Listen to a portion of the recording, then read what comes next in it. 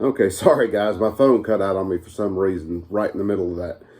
We were talking about the CDC numbers that Sheila Jackson Lee tries to quote in this video, and she does not mention the amount of defensive gun uses every year. Now understand, a defensive gun use does not mean someone actually gets shot. That means that a firearm is either mentioned or presented in a situation that stops an attack. Or stop some sort of violent encounter. Lowest number I've seen for that is like 350,000. The highest number is 2 million. I think the CDC actually quotes 1 million defensive gun uses per year. So she can get bent on that because there are way more defensive gun uses than there are illegal assaults with firearms. And I'm missing some of my notes here, so I'll try to get back to that in a second. She gets into point number 8. Gun death rates are generally lower in states with restrictions, such as safe storage requirements or assault weapons bans. She's an absolute liar. Look at California. Look at other states that have all of these bans in place. Look at their murder rates with firearms. Look at their crime rates with firearms. They're absolutely off the charts. She's lying to you. And she is lying to you in a document that is in the Library of Congress, which will become a historical document. And that just, God, that pisses me off. Let's get in point number 9. Mass shootings stopped by armed civilians in the past 33 years. She cites 0. Not even looking at anything, I can cite 2 off the top of my head. There were 2 church shootings. One, a guy that wasn't involved in the church went and got his AR-15 and dropped the shooter before he can kill anybody else. In the other one, a guy tried to shoot people in the church in Texas, and this guy was part of an armed security detail in the church, and he dropped the guy 1 shot before he could kill anybody else. I think he killed 1 or 2 people before the guy dropped him, and that stuff happened in just a couple of seconds. There have been many others where somebody armed besides the police stopped a wannabe mass shooter. There was one, I'd have to look it up. It happened, I think, in Tennessee. There was a shooting happening at a school. 2 kids went to their trucks, grabbed their rifle, their hunting rifles, and they stopped that wannabe mass shooter. It does happen. It happens quite a bit, and she's a lying sack. And this is historical record. And anybody with half a damn brain can do a little research and see she's full of shit. All right. So, getting into number 10. I'm sorry, my son's walking in the room, so I'm tickling him. Because more than 75% of weapons used in mass shootings between 1982 and 2012, again, using old numbers because this is a retread, basically were firearms that weren't stored, and she says that firearm storage laws can help with this stuff. What she's really telling you is criminals don't care. They are going to steal firearms. They will steal them from anybody, and they're going to use them, and it really doesn't matter how you store them. If you put them in a safe, they will steal the entire damn safe. When will they figure out that criminals are criminals because they don't care about laws? If they don't care about murdering somebody, which is one of the highest crimes that you can do is flat out murdering somebody. If they don't care about that, you think they really care about the rest of this crap that you're trying to put in? Now we get into the text of this bill. This is section 3. This thing's broken down into sections. So this is a 7-day waiting period required before transferring a semi-automatic firearm, silencer, we already mentioned that, armor-piercing ammunition, or a large-capacity magazine. Now, when they're talking about armor-piercing ammunition, what they're talking about is something that could be fired through a pistol. There are a lot of AR pistols, AK pistols, pistols chambered in a lot of different rounds, and what they base that on is, will these rounds penetrate soft body armor? .57, which is a standard pistol round, will go straight through soft body armor. Your AR pistols, AK pistols, go through soft body armor like butter. So they will count the .57 round. Matter of fact, we'll touch on some other bills later that actually try to ban .57. They try to count .762 as armor piercing. They try to count .556 as armor piercing rounds. So she basically wants to say you have a 7-day waiting period and it gets in later, a background check to purchase those ammunitions. Standard rifle rounds. If someone chambers a pistol in .30-06, guess what? That becomes an armor piercing round in and of itself. And that's another waiting period. All right. This is Section 3. This is Part A of Section 3. Transferred by licensed importers, licensed manufacturers, licensed dealers to persons not so licensed. So from a person with an FFL to a person without an FFL.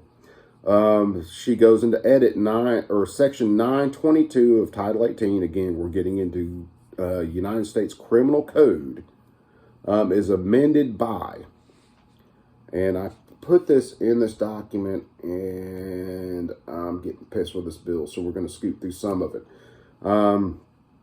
This goes to the Brady Handgun bill, and then it edits, a licensed dealer, licensed manufacturer shall not transfer a firearm, and this is where the edit comes in, or armor-piercing ammunition or a large capacity ammunition magazine to any person who is not licensed under this chapter. So if it was between two FFLs, they wouldn't have to go through this waiting period. But if it's from FFL to a person normal like us who doesn't have an FFL at this time, that's a 7-day waiting period, which means all these things have to be serial numbered and tracked. That's armor-piercing ammunition. That means all of your 5.56, your 5.7, your 7.62, any ammunition that could be built into a pistol. And where's my pistol? Oh, here it is. So again, you guys know this is a pistol.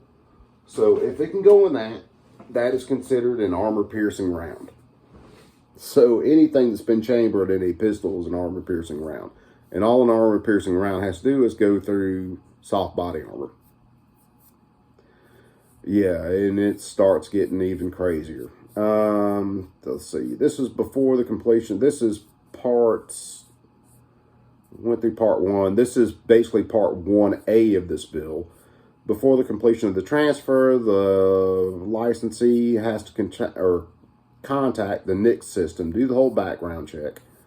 And then in case of a transfer not referred to in Clause 2, they have to use a unique identifier for any sort of the transfers. And what they want to do is they want to keep that unique identifier. It is another way to track any sort of firearm sales. And I know I'm missing some things, but this stuff just makes my head hurt. This is Section 2. This is talking about someone being denied for receipt of that firearm. So your typical prohibited possessors, things like that. And then case II, and then little II section of this.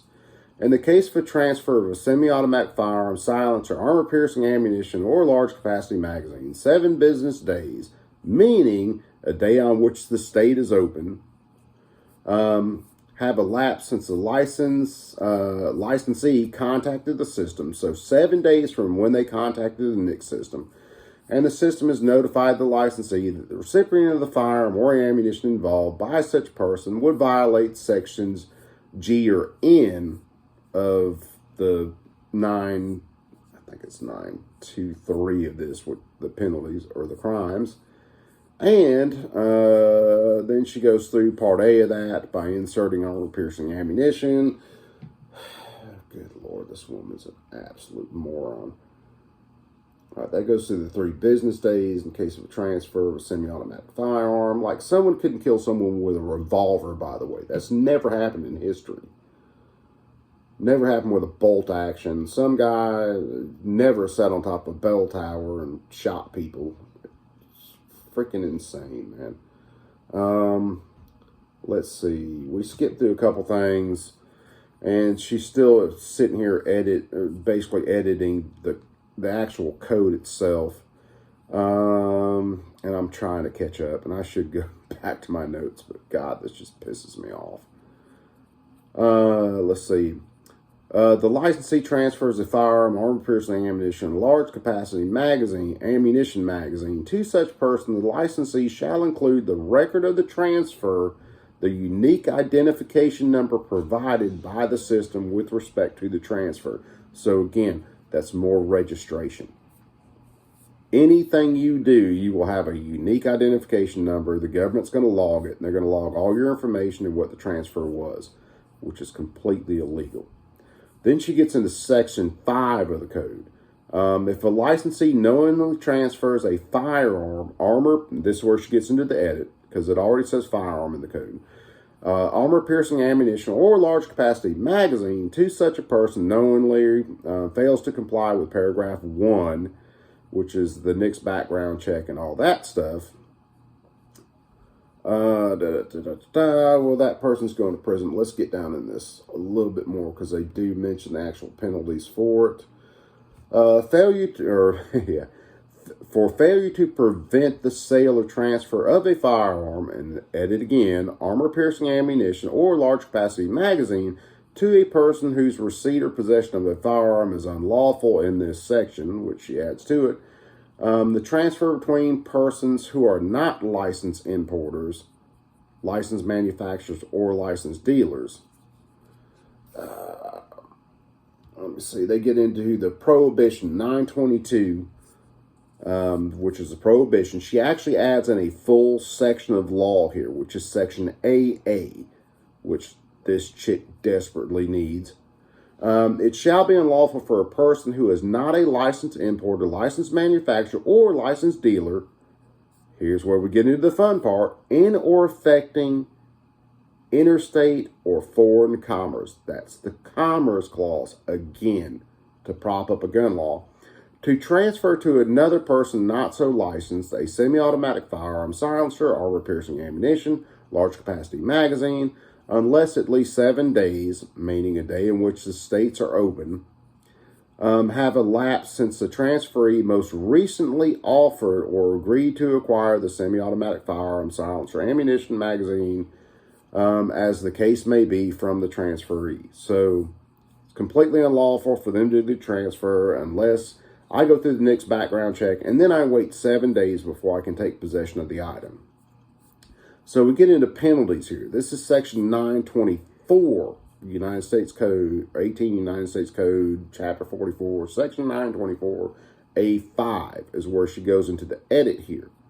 And this is by striking just T and adding in the AA section that she just previously stated. This woman is insane. Then she gets into definition. Now, under definitions, the definitions in this section actually end after 29. She adds in definition 30 and definition 31, which in definition 30, she's just basically defining what a semi-automatic firearm is.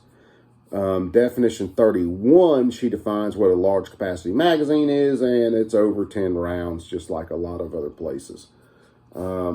Effective amendments in the section 30 days after the bill is passed. So this is a 30-day waiting period just to get a regular modern firearm. This is anything semi-automatic, pistols, rifles, shotguns. And I say modern, but the Remington 1100 that I have in the room that is a semi-automatic shotgun, which was probably built in 1960-something, I would now have to wait 7 days to actually receive that firearm. Again, I'm Coop with C&T Designs. I'm sorry, guys. I went past some of my notes. My notes were probably way funnier than what I did just then. Well, here, I missed one thing. So if you violate Section T or Section AA of her bill, she did have the penalty up there, which is year in prison, and then fines. Oh, one can only take so much. All right, I'm going to try to film another video after this on another bill, and I'm going to combine these two. Love you guys, man. Stay cool. Take it easy.